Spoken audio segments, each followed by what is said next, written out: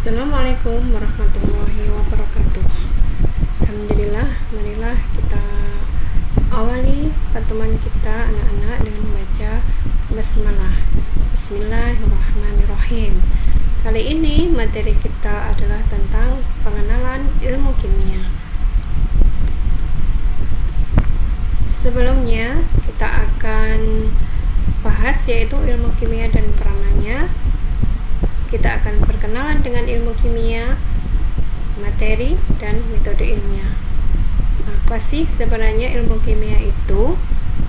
Ilmu kimia tidak lain adalah berasal dari kata dalam bahasa Arab kimia yang artinya adalah perubahan zat.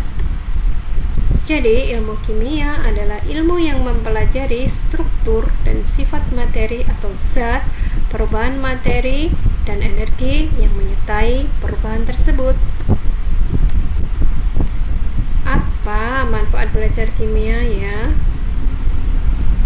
Memberikan pemahaman terhadap yang pertama, alam sekitar dan proses yang terjadi.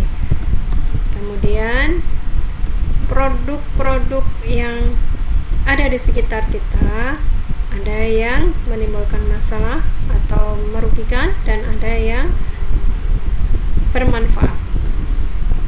Dan kita akan mengenal bahan kimia yang berbahaya bagi tubuh kita.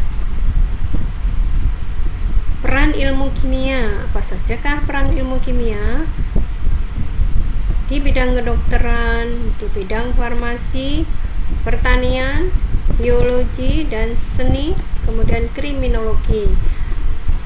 Hubungan kimia dengan ilmu kedokteran dibutuhkan saat mendiagnosis penyakit. Hubungan kimia dengan farmasi tentu saja berhubungan dengan obat-obatan. Hubungan kimia dengan pertanian, kalau kita tahu jenis-jenis pupuk, nah itu adalah bahan-bahan kimia, walaupun ada pupuk kompos juga ya. Kemudian kimia dengan biologi ketika kita pelajari tentang metabolisme tubuh. Kemudian hubungan kimia dengan seni ketika kita menggunakan cat ya untuk membuat berbagai macam produk seni. Dan hubungan kimia dengan kriminologi ketika orang melakukan tes narkoba, bebas dari narkoba, biasanya pakai tes urin.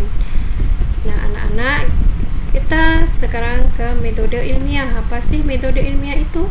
Metode ilmiah tidak lain adalah penelitian sistematis yang bertujuan untuk membentuk ilmu pengetahuan, baik ilmu pengetahuan sosial maupun ilmu pengetahuan alam. Apa langkah-langkah yang harus kita lakukan dalam metode ilmiah? Yang pertama adalah pengamatan. Kita mengamati yang ada di sekitar kita. Kita bisa mengumpulkan masalah yang ada di sekitar kita. Dari masalah itulah kita akan mengumpulkan data dari hasil pengamatan kita. Lalu kita tarik adanya hipotesis sementara atau menarik kesimpulan sementara. Itu kita akan hubungkan data dan prediksi kita. Baru kita lakukan sebuah eksperimen untuk mengujinya dan kita kemudian menyusun teori berdasarkan referensi.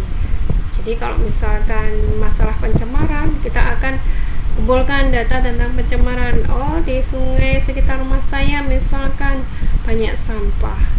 Ya, apakah itu yang akan menimbulkan pencemaran, menimbulkan banjir atau menimbulkan pencemaran? Itu adalah bagian dari permasalahan.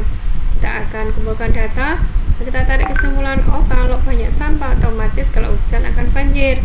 Kemudian kita rancanglah sebuah uji hipotesis. Bisa jadi kita melakukan percobaan atau mungkin melalui data yang ada.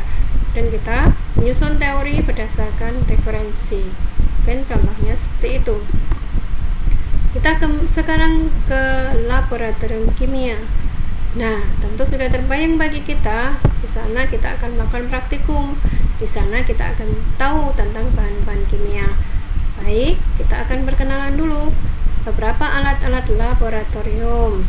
Yang pertama adalah labu ukur, dipakai untuk mengukur volume, juga untuk membuat larutan. Yang kedua adalah tabung reaksi dan raknya. Tabung reaksi ini digunakan untuk tempat mereaksikan zat dan kemudian ditaruh di rak tabung. Dan penjepit tabung reaksi digunakan untuk menjepit saat tabung reaksi ini dilakukan proses pembakaran atau kita menaruhnya dengan menjepit di rak tabung. Gelas kimia ini atau namanya beker glass untuk menyiapkan larutan, untuk mereaksikan dan untuk melarutkan. Kemudian ada lampu Erlenmeyer seperti gelas kimia tapi ada lehernya, ini untuk wadah atau menyimpan larutan, untuk mereaksikan larutan dan untuk melakukan titrasi biasanya. Dan ada silinder ukur yang dipakai untuk mengukur volume suatu larutan. Kemudian ada pipet kondok, digunakan juga untuk mengambil larutan, juga untuk mengambil cairan dengan volume tertentu. Kemudian kita akan berkenalan dengan bahan kimia. Nah, ketika nanti kita di lab, kita akan menemui banyak bahan kimia dan di sana pasti ada labelnya. Mari kita kenal labelnya sekarang. Gambar yang pertama menunjukkan di situ adalah label mudah meledak anak-anak, contohnya asetilin dan amonium nitrat. Dan yang kedua ini zat yang mudah teroksidasi, ya, ada aseton, ada asam sulfat, ya. Dan ada yang karsinogen, artinya bisa menimbulkan kanker. Ini ada gambarnya segitiga, kemudian ada gambar di tengahnya itu, ya, seperti pita ada dua. Ini ada benzena dan asbes contohnya. Kemudian di sini ada gambar api mudah terbakar pada etil ether, propana. Dan ada gambar tengkorak, itu adalah sifatnya beracun, ya, itu adalah contohnya klorin. Kemudian ada yang korosif, ada dua tabung, kemudian ada netes, ini dikatakan korosif. Gambar ini pada asam astat atau asam cuka dan aluminium klorida. Kemudian ada tanda silang, ya, ini menyebabkan iritasi.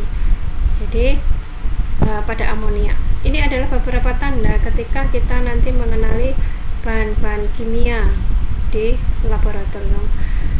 Kemudian anak-anak, di laboratorium ada sebuah tata tertib ketika kita melakukan percobaan. Nah, itu nanti diantaranya ada yang tertera di dalam buku kita, bahwa diantaranya ketika kita melakukan percobaan harus memakai jas lab, kemudian harus memakai sarung tangan, kemudian kita memakai kacamata lab, ya. Kemudian kita dilarang untuk sembarang mereaksikan zat kimia, kita dilarang untuk makan, kita dilarang untuk mencium bau zat kecuali dengan cara menebas. Jadi kita ambil zatnya lalu kita tebas pakai tangan. Dan nanti aturan-aturan itu ada di dalam laboratorium. Nah anak-anak, untuk kali ini, pertemuan kali ini kita akhiri. Hari ini kita berkenalan dengan kimia dan berkenalan dengan laboratorium kimia. Semoga bermanfaat ilmu yang kita pelajari hari ini dan berkah adanya.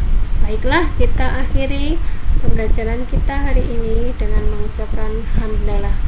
Alhamdulillahirabbil alamin. Sampai ketemu di pertemuan yang akan datang. Wassalamualaikum warahmatullahi wabarakatuh.